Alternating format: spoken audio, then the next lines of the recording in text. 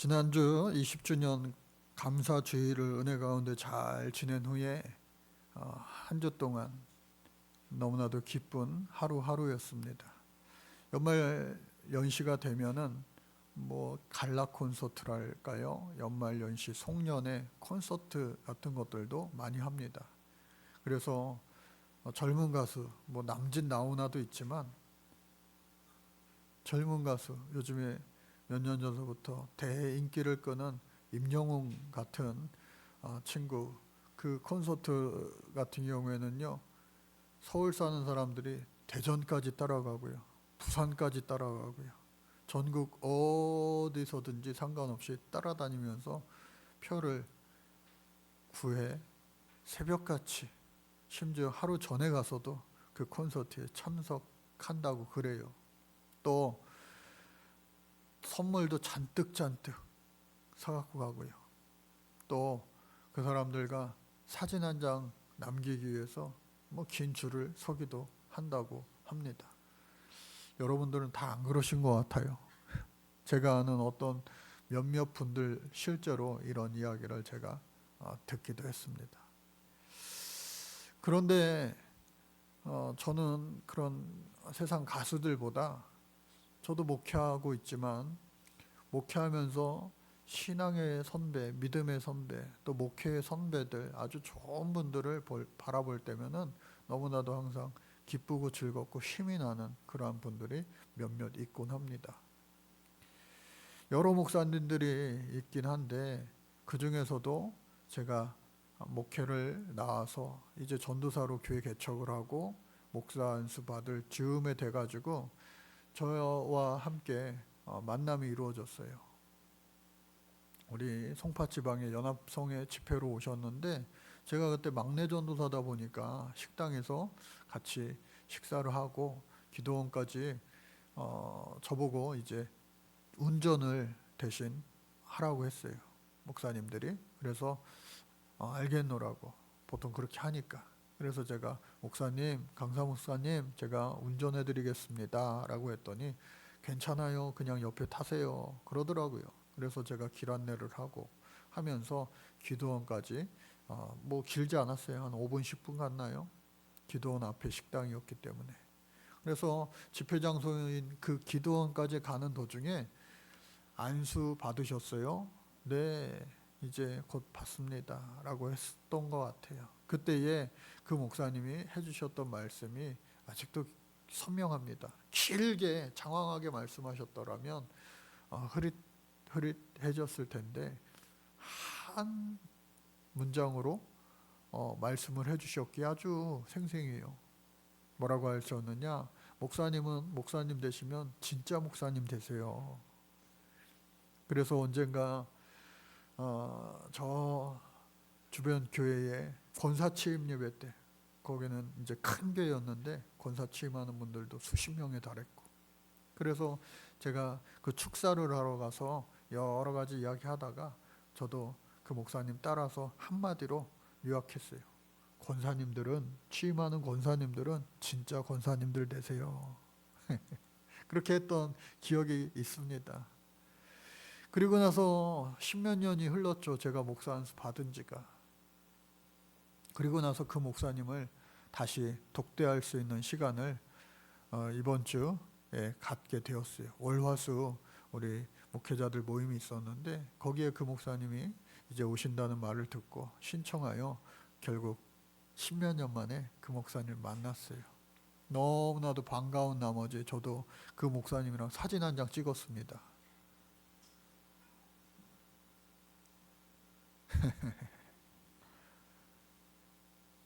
오랜만에 만나가지고 같이 사진 찍으니까 기쁘고 즐겁더라고요. 이게 이제 이 테이블 모임을 했는데 테이블 모임 시작하기 전에 찍은 사진이에요.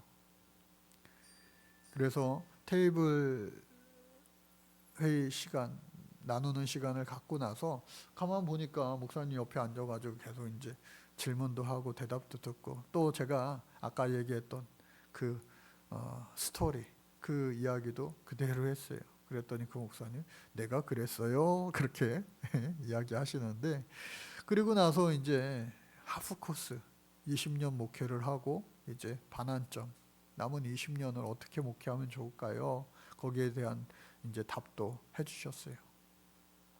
그래서 제가 이렇게 보니까 목사님 이제 헤어질 시간인데 가만 보니까 뭔가 아쉬워요.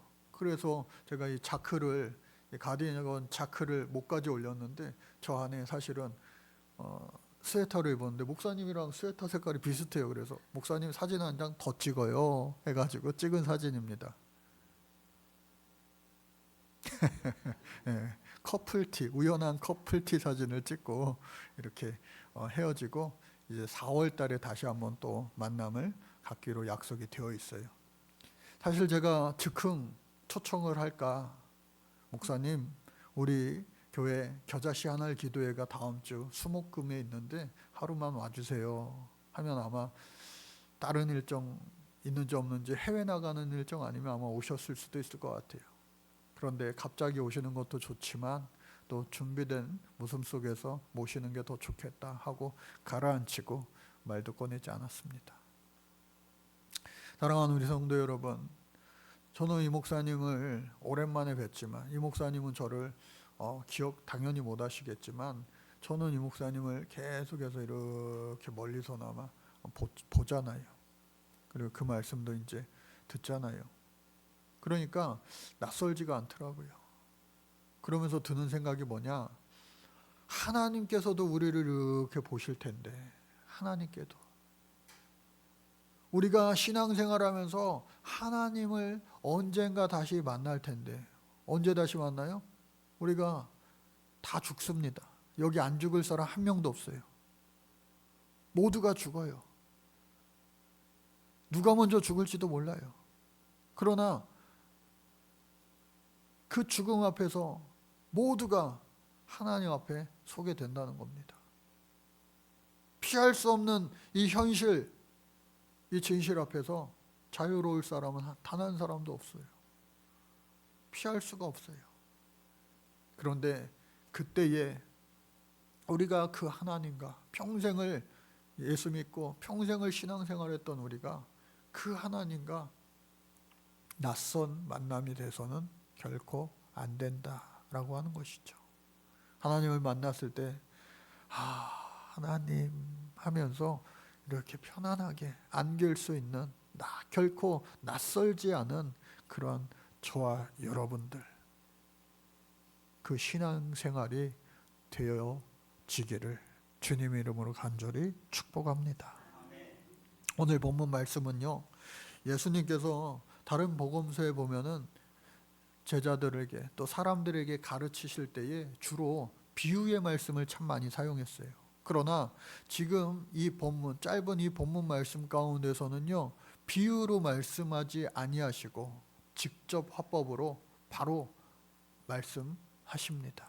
그렇기 때문에 어느 것 하나 우리가 그냥 허투루 들을 수 없어요. 그리고 직설화법이기 때문에 그저 그것을 믿음으로 받아들이고 순종하면 되는 겁니다. 그래서 그 말씀을 우리 같이 한번 보면은 어떻게 해요? 처음 말씀요. 어떻게 시작합니까? 같이 한번 읽어볼까요? 시작. 내 형제가 죄를 범하거든 가서 너와 그 사람과만 상대하여 권고하라. 어떤 사본에 보면은 내 형제가 내게 죄를 범하거든, 내게라고 하는 말이 삽입되어 있습니다. 이 개역 개정에는 생략되어 있지만, 그래서 내 형제가 우리 자신에게, 나 자신에게 죄를 범하거든, 혹은 기타 여러 가지 죄를 범하거든, 내가 그 사실을 알게 되었어요. 그러면은 그냥 때로는 모른 척하고 지나칠 수도 있어요. 그리고 위하여 남모르게 눈물 뿌려 기도할 수도 있어요.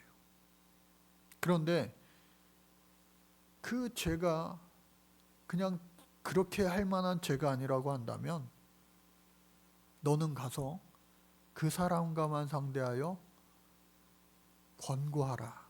1대1로 비밀스럽게 대화하라고 하는 거예요. 그런데 만일 들으면 다행히 그 이야기를 1대1로 했을 때 만약 들으면 내 형제를 얻은 것이라. 내 형제를 얻은 것이라. 여러분, 형제는 뭡니까? 한 뱃속에서 난 사람을 형제, 자매라고 하는 거 아니에요? 그러니까 주의 말씀으로 권고하여, 주의 입으로 사랑으로 권고하였을 때 그 말을 누이치고, 그 잘못을 누이치고 하나님 말씀에 순종하면 하나님의 자녀가 되어 함께 하나님의 형제가 된 거예요. 그런데 우리가 세상에서도 그렇고 심지어 교회 안에서도 그렇고 또 실제로 한 뱃속에서 자란 형제 자매들도 또 부모와 자식 간에도 이렇게 권고 잘못했다가는 오히려 한 형제 되는 게 아니라 의상해 가지고요, 남남이 되기가 쉬워요. 그래서 예수님 또 말씀하시기를 만일 듣지 아니하거든. 어떻게 해요? 16절 시작. 만일 듣지 않거든 한두 사람을 데리고 가서 두세 증인의 입으로 말하마다 확증하게 하라.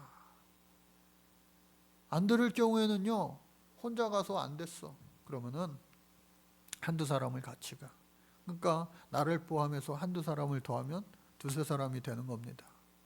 그래서 함께 권고하는 거예요. 증거를 가지고 가서. 그런데 그 말에 들으면 다행이에요. 들으면. 그러면 또 똑같이 형제를 얻게 되는 거예요. 근데 이와 같이 했는데도 듣지 않는 경우가 있어요. 다음 17절 말씀요. 시작. 만일 그들의 말도 듣지 않거든. 그러면 어떻게 해야 되느냐? 어떻게 해야 되느냐? 이제 교회에 말하는 거예요. 교회. 여기서 말하는 교회는 교회의 7위의 영역으로 들어가는 겁니다. 그래서 교회에 말하고 시작. 교회에 말하고 교회에 말하여 들으면은 형제를 얻게 되는 거예요. 똑같이. 그런데 안타깝게도 이 최종 단계인 교회에 말하여 교회의 7위를 조차도 듣지 아니하며 어기면 마지막 그 단계를 넘어서면 어떻게 해야 되느냐? 예수님 말씀하시기를 어떻게 해요? 시작. 교회의 말도 듣지 않거든 이방인과 세리와 같이 여기라. 이방인과 세리와 같이 여기라는 거예요. 이방인과 세리는 예수님 시대에 경멸의 대상, 조롱의 대상, 멸시의 대상이었습니다. 벌레만도 못한 사람 취급을 받는 사람들이었어요. 그래서 우리가 교회 안에 여러 가지 크고 작은 잘못들을 누구나 다 범하고 삽니다. 저를 포함해서 우리 모두가. 그러나 그 중에서 영적인 죄가 있어요. 영적인 죄. 성령을 회개하는 죄는 결단코 용서함을 얻지 못한다라고 성경에도 써 있는데, 이단 사상에 사로잡혀서 그 이단 사상을 자신뿐만 아니라 다른 교인들에게 현혹하게 하는 자, 그런 사람들은요, 한 번 찾아가고 두 번 찾아가고 세 번 찾아가서 안 되면 여기에 해당되는 거예요. 이방인과 세리와 같이 여기라. 하나님이 교회의 주인 되시는데 교회에게 버림받은 사람은요, 영적인 고아로 살게 돼 있는 거예요. 그래서 이러한 단계, 세 단계, 1대1로 가라, 또 두세 사람이 함께 가라, 최종적으로 교회에 보고하라. 교회의 7위의 영역으로 넘어왔을 때 그래도 듣지 않으면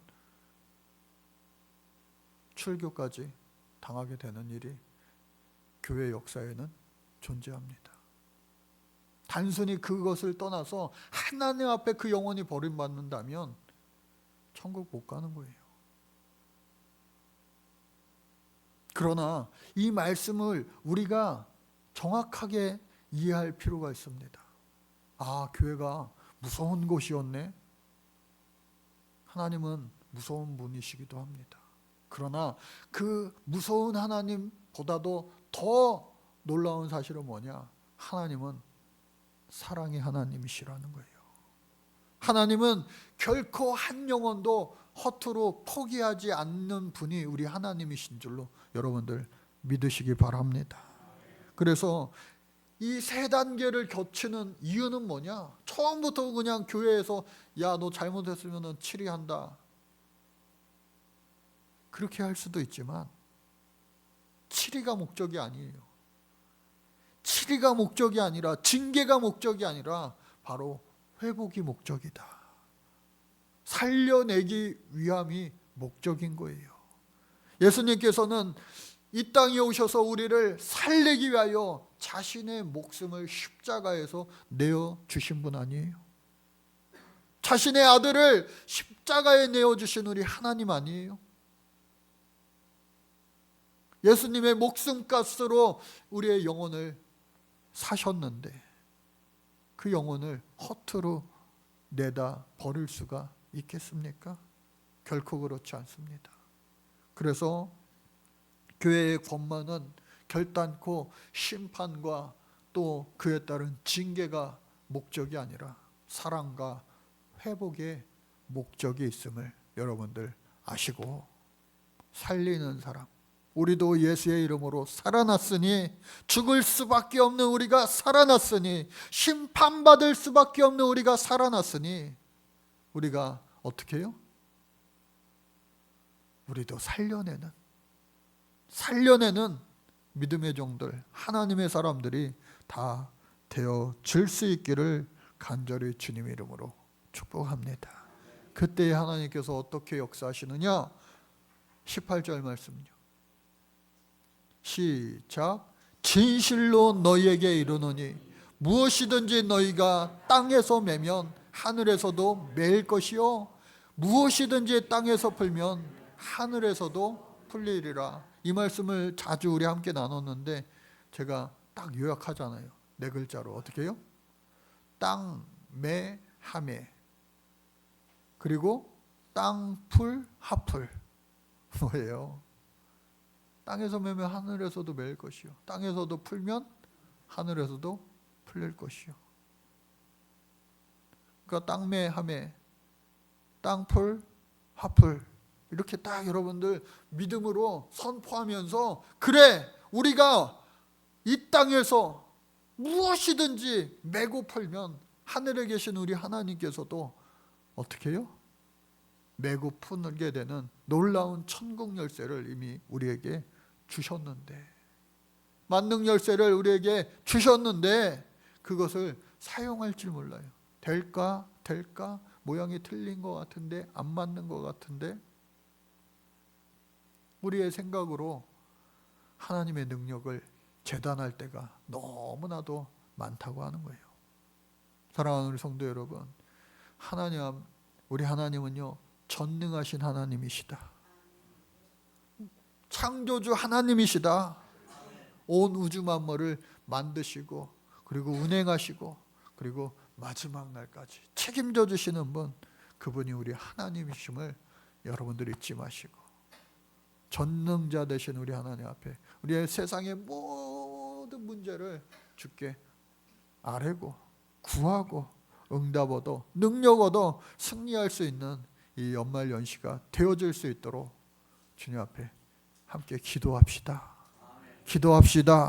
하나님 응답 주실 줄로 믿습니다. 능력 주실 줄로 믿습니다. 권능 주실 줄로 믿습니다. 시골에서 목회하는 어느 목사님도 왔더라고요. 그 목사님이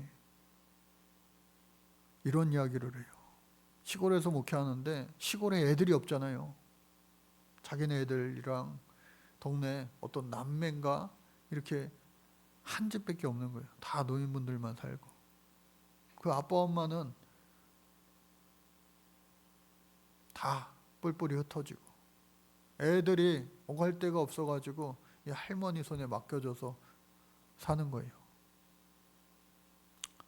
농촌에는, 시골 학교에는 초등학교 학생들도 몇 안 되고, 또 그러다 보니까 당연히 동네 애들도 없고, 그 교회, 시골 교회도 애들이 없잖아요. 근데 그 귀한 애들이 이 교회에 온 거예요. 교회를 너무나 좋아하는 거예요. 또 복음을 듣고 하나님을 사랑하는 거예요. 그래서 집에 가서, 교회에서 배운 찬양을 집에 가서 막 찬양하는 거예요. 우리 모일 때 주 성령 임하리, 우리 모일 때 주 은혜 임하리. 이런 찬양과 동시에 주님의 성령 지금 이곳에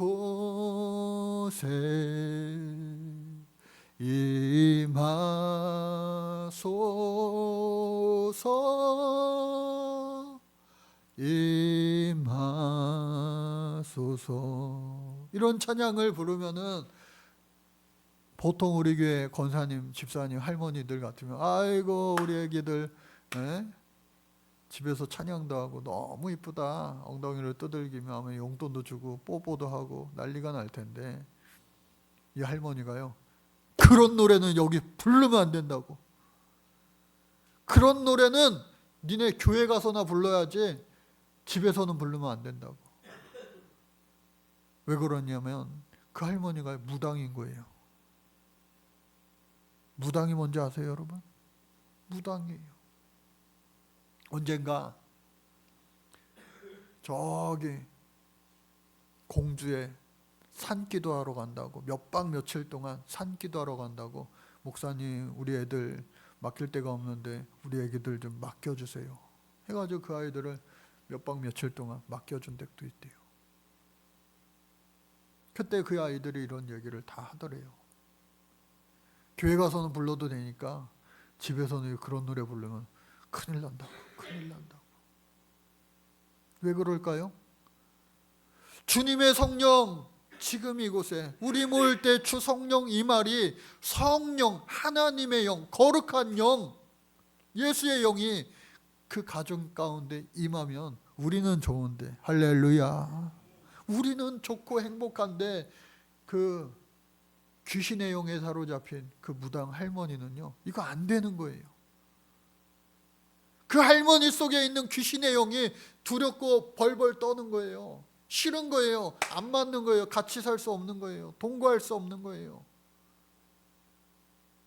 그러므로 말미암아 그런 노래는 교회 가서나 불러, 집에서 부르면 큰일 나, 큰일 나. 여러 가지 신을 모셨는데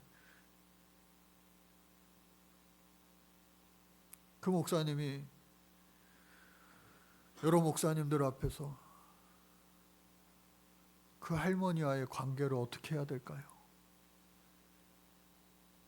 성령 충만해서 귀신을 내어 쫓아야 될까요? 아이를 우리가 그냥 키운다고 해야 될까요?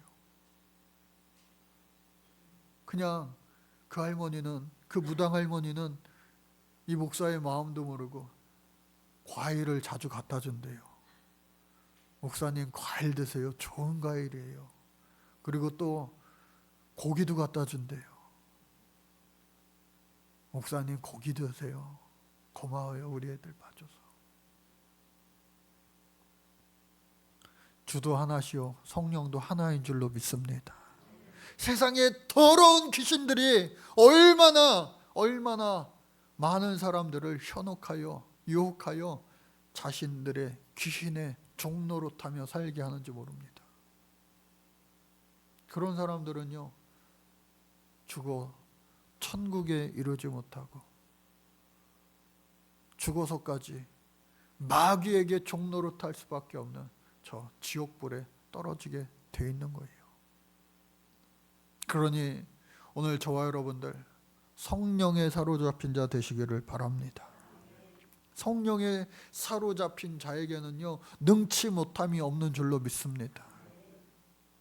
성령에 사로잡힌 우리가 함께 기도하면 이곳에 성령이 임재하고요, 역사하고요, 능력이 나타나 우리가 땅에서 매면 하늘에서도 매이고 땅에서 풀면 하늘에서도 풀어지는 놀라운 역사, 그 역사의 주인공 되시기를 간절히 바랍니다. 그래서 19절 말씀이에요. 시작. 진실로 다시 너희에게 이르노니 너희 중에 두 사람이 이 땅에서 합심하여 무엇이든지 구하면 하늘에 계신 내 아버지께서 그들을 위하여 이루게 하시리라. 척박한 그런 삶의 현실들이 얼마나 우리 주변에 많은지 몰라요. 언젠가 근래에 우크라이나 전쟁터 가운데서도 복음을 전하는 선교사님 저에게 보낸 편지를 제가 읽어드리기도 했는데, 마찬가지로 우리 교회에 여러 번 와서 말씀 전한 우리 김재희, 김인숙 선교사님, 부부 선교사, 제 신학교 동기죠. 시리아 다메스쿠스, 다메섹으로 사도 바울이 예수님을 만났던 그곳으로 복음 전하러 갔어요. 그곳은 이슬람이 성지가 된 곳이에요. 오랫동안 그곳에 예수님 전하러 갔는데 시리아 내전이 일어나서 시리아 바로 아래에 있는 요르단, 그리고 시리아 내전으로 나라를 탈출할 수밖에 없었던, 그리고 전쟁통에 부모를 잃어버린 고아들, 특별히 그 난민촌에서 그 고아들을 데려다가 그 고아들을 위한 보육원 사역, 타가소 사역을 10년 넘게 하고 있어요.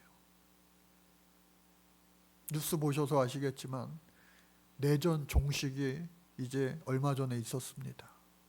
그래서 시리아 고국으로 돌아가는 사람들도 많이 있었다고 그래요. 그런데 더 놀라운 사실은 뭐냐? 그 전쟁통의 그 척박한 그러한 현실 앞에, 삶과 죽음이 오가는 그 현실 앞에서 시리아를 떠나지 않고 예수님 앞에 예배하며 또 예수님을 전하며 복음을 증거하였던 믿음의 사람들이 있었다고 하는 거예요. 그런 그들의 그 고백이 뭐냐?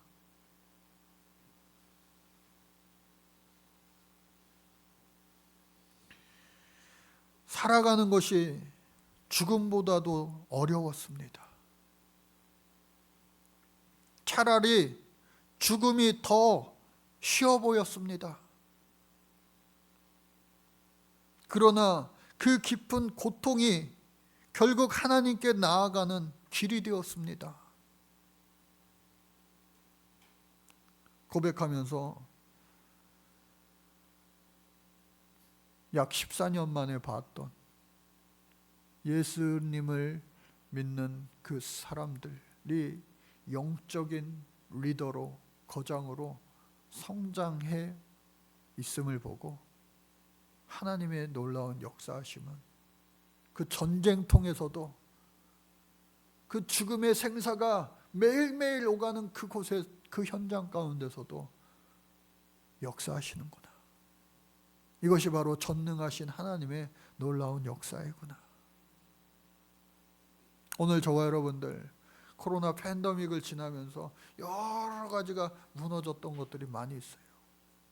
재건하고 회복하고 그 이상으로 부흥하기를 원하지만 무너진 많은 것들이 있습니다. 이제는 우리가 회복을 넘어 부흥으로 가야 됩니다. 그러한 외침들이 얼마나 많이 있었습니까? 오늘 이 시대에도 지구 곳곳에서는 전쟁과 기근과 핍박과 환난과 고난의 역사가 계속해서 현재 진행형으로 이어지고 있습니다. 그에 비하면 비록 우리는 마찬가지로 힘들지라도, 척박할지라도, 메마른 땅이 되어 정말 이거 어떻게 해야 될지 앞이 캄캄할지라도 우리는 기도할 수 있잖아요. 오늘 말씀 두세 사람만 모여서 합심하여 이 땅에서 기도한다면, 무엇이든지 구하기만 한다면 하늘에 계신 내 아버지께서 그들을 위하여, 그 기도하는 한두 사람을 위하여 반드시 이루어지게 하시리라. 마지막 20절 말씀요. 시작. 두세 사람이 내 이름으로 모인 곳에는 나도 그들 중에 있느니라. 그 어린 남매가 간절한 믿음 가지고 우리 모일 때 주 성령 이 말이, 그 찬양을 하니까 무당이 할머니가 그 귀신이 두려워서 야 그만 불러 그만 불러, 귀신이 두려워서 벌벌 떤 거 아니에요? 우리의 믿음은 어떻습니까? 저와 여러분들의 믿음은 어떻습니까? 여러분들의 가정의 모습은 어떻습니까? 두세 사람만이라도 예수님의 이름으로 모인 그곳에 나도 그들 중에, 나도 그 사람들 중에 있다. 주님의 임재를 약속하셨어요. 그러니 오늘 저와 여러분들 돌아오는 수요일, 목요일, 금요일 겨자씨 한 알 기도해. 겨자씨 한 알이 눈에 보입니까? 잘 보이지도 않아요. 아주 작고 작은 것입니다. 그러나 저와 여러분들 그 겨자씨 한 알만한 믿음 그 이상 가지고 오늘도 주 앞에 나온 거 아닙니까?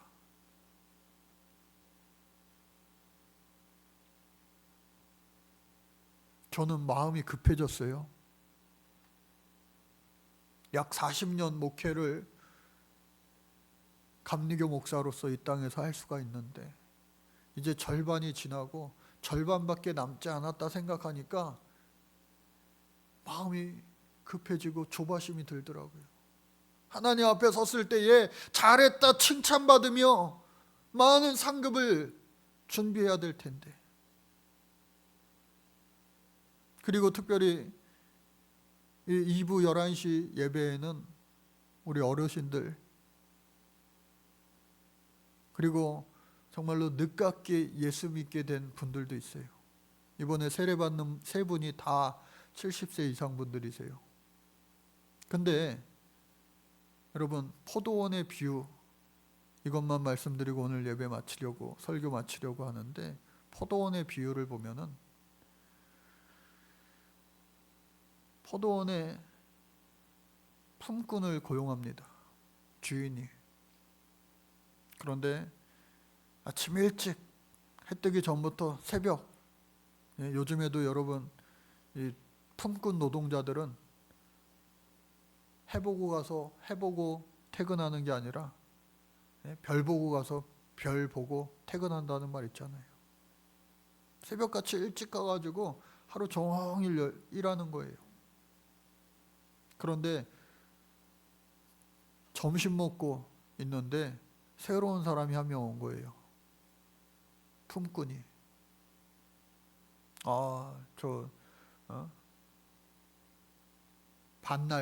반날짜리가 왔네. 하루 온전한 한 날짜리가 아니라 반날짜리가 왔네. 그렇게 생각했어요. 그리고 마지막으로 이제 일이 거의 다 끝나갑니다. 거의 다 끝나가. 그런데 다 끝나가지고 이제 품삯 받고 집에 가려고 그러는 그 찰나에 1시간도 아니고 한 30분 전에 어떤 이가 와가지고 일하는 거예요. 저놈 봐라. 이제 와서 일한다고 주인이 돈을 똑같이 줄래나 생각했는데, 이제 그 사람들에게 일당을 나눠주는 주인이 돈을 주는데 가장 먼저 온, 그리고 점심 먹을 때 온, 그리고 끝나기 전에 직전에 온 그 사람 모두에게 똑같이 하루 일당을 주는 거예요. 여러분 이게 공평합니까? 불공평합니까? 자본주의 현대 사회에서는 이건 완전히 불공평한 거예요. 사람 일반적인 생각으로는 말이 안 되는 거예요. 주인이 착하기보다는 어리석고 바보가 아닌가 생각될 수 있는 거예요. 그런데 오늘 말씀을 준비하면서 이 포도원 품꾼의 비유가 저는 떠오르면서 아하, 하나님 입장에서도 마찬가지겠구나. 대대로 아버지도 목사, 할아버지도 목사, 아까 그 목사님처럼 그러한 사람들도 있고, 뱃속에 있을 때부터 얘는 태어나면 목사가 되래야 그런 사람도 있는가 반면에 세상살이 하다가 복음을 전해 듣지 못하다가 전해 들었어도 한 귀로 듣고 한 귀로 흘렸다가 이제는 인생의 황혼역이 되어 그럼에도 불구하고 그래 나를 불러주신 우리 하나님 그 예수님 앞에 나아가 하나님을 내 아버지라 부르며 세례를 받고 주님의 충성된 종으로 인생에 끝까지 살아갈 수 있다면 하나님은 새벽같이 출근한 자, 또 점심에 출근한 자와 마지막 일이 다 끝날 때, 인생이 다 끝날 때 출근한 사람조차도 똑같이 품삯을 주시는 우리 하나님이심을 여러분들이 잊지 마시기를 바랍니다. 공평하신 하나님, 그러한 놀라운 은혜와 축복이 평강의 은혜가 오늘 저와 여러분들 모두에게 있길 바라고 언제 믿었는지 상관없이 우리 두세 사람이 예수의 이름으로 모이면 하늘문이 열리고 놀라운 기적의 역사, 축복의 역사, 응답의 역사가 이번 한알 기도시 겨자씨 한알 기도회를 통하여 다 그 능력을 기적을 맛볼 수 있게 되기를 간절히 다시 한번 주님의 이름으로 축복합니다. 하나님 감사합니다. 주님을 다시 만났을 때 주님이 낯설어 보이지 않게 하여 주옵소서. 하나님을 보자마자 나의 하나님 아버지라 부를 수 있는 우리의 심령 입술 되게 하여 주옵소서. 예수의 이름으로 우리가 모여 주님이 함께 하심을 늘 느끼며 살게 하여 주옵소서. 예수님의 이름으로 기도합니다.